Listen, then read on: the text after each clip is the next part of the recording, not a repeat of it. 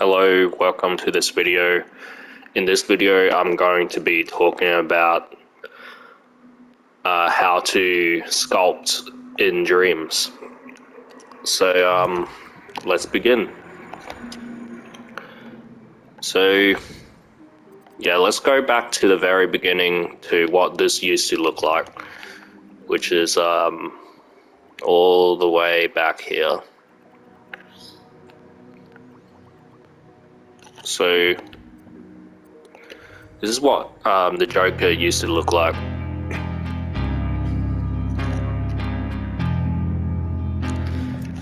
Yeah. What am I gonna do? What am I doing? Oh yeah. So at this stage, what I'm doing is setting up my color palette. So like in Photoshop, how you set up like your mix of colors down the bottom. In Dreams, it's kind of the same, but not really the same. Right here, I've got all of my material settings all planned out. So I have all of the materials all planned out, and also a few ideas on how to do like the painting on the face, the texture for the skin, and the color for the hair. Just some of my basic color selection. So you can have a look at it here.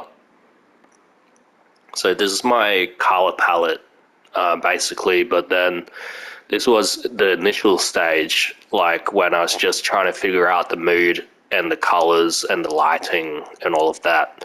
So these are the settings here initially, but over time I kind of tweak it here and there, but I'd say it hasn't really gone too far from these settings. So this is like the color that I selected here. But this is also combined with the grade effects. So these are the grade effects settings. So I have the midtones in a kind of blue, gray area. So if I change it, it like doesn't have that kind of mood. So I was just playing around with the grade effects and also placing lights around the scene.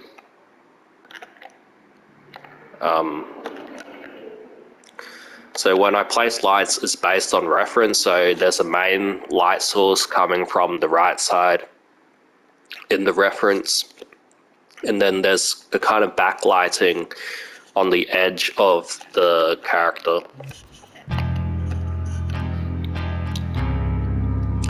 So once I kind of figured out like the color, the lighting, and the grade effects, and the kind of techniques that I'm going to use, it was then, time to move on to the sculpting stage. So that's pretty much the color palette, like out of the way and done. So the thing with Dreams, like once it's all in place, once the lighting is set up and all of the grade effects are set up, you can then add an object to a scene like this. And then you can see in real time how the lighting behaves. Like you can see the shadows, you can see how it shines in the light. And you kind of use this to your advantage, because then you know how far something needs to be or how like shallow something needs to be based on like the shadows and the light. So I think the key thing that I wanted to get here was a really accurate kind of lighting setup. And it's hard to tell whether it's accurate, and the best way to tell is when you compare it to the reference that you're using, whether the values are, somewhat in the range based on the reference.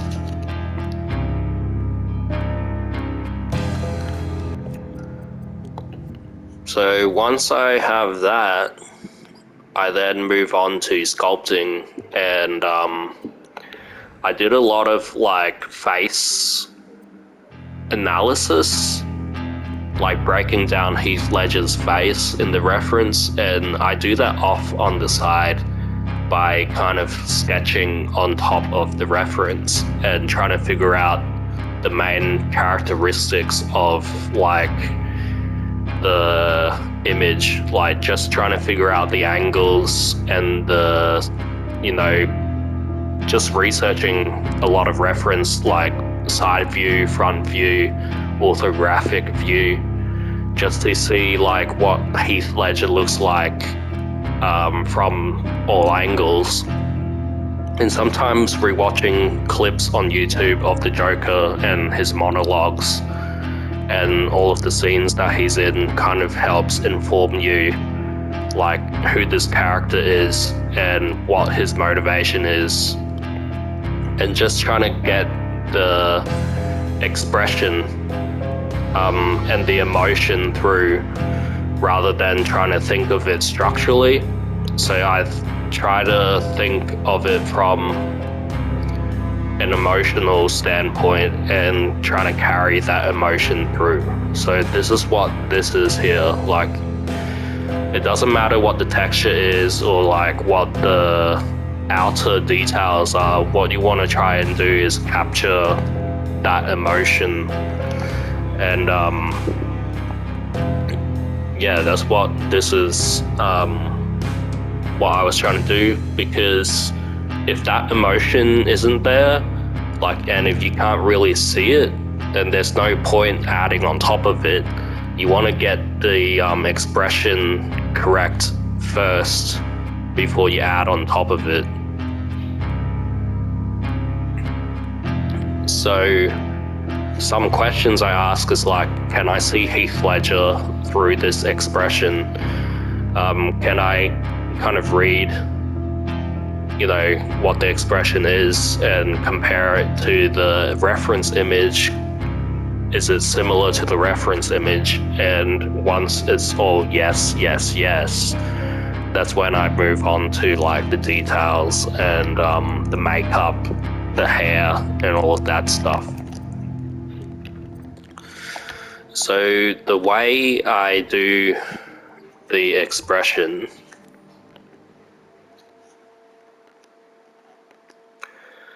I don't think of it like sculpting.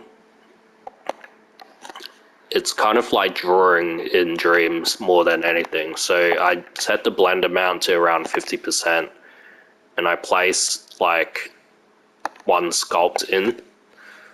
So I stamp one sculpt in and then duplicate it across, and then say this is the left part of his eyebrow and this is the right part, and I just clone like the sphere, and then I use the joysticks, like the left and right analog sticks here, to kind of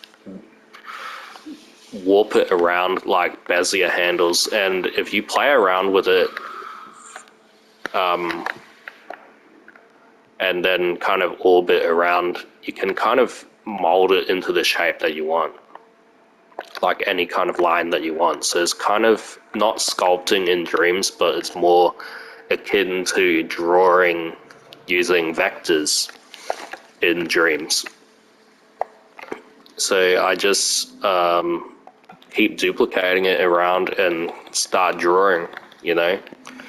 And this is in a separate scene, but when you're drawing within that lighting setup that you have, if you're drawing within that lighting setup that you had and you have all of the palettes set up and all of the color setup, it just speeds up the process. So I'll show you an example.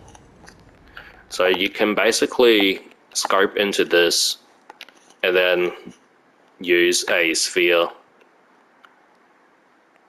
you know, make sure it's 50%, and then stamp it, and then here you can already start sculpting with the palette already set up and all of the colors kind of set up. So if I want to sculpt his face, I just scope into this palette and start sculpting. If I want to sculpt his vest, I scope into this palette and then start sculpting his vest using this technique.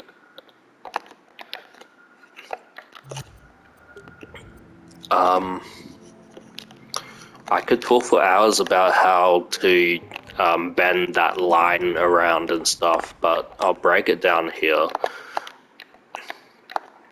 You can see that's what I did here. Like, I use like these spheres and just place them around at 50, and if you move it around, you can add a lot of detail, like bumps and stuff here and there, so you can get really subtle stuff at a soft blend of like 50%.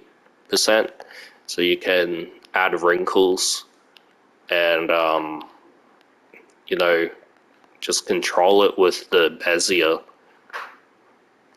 and it's really precise as well. And yeah, that's pretty much what I did with the eyes and all of that. And these squares that you see, they're here to make indentations in the sculpt to kind of make those edges sharper.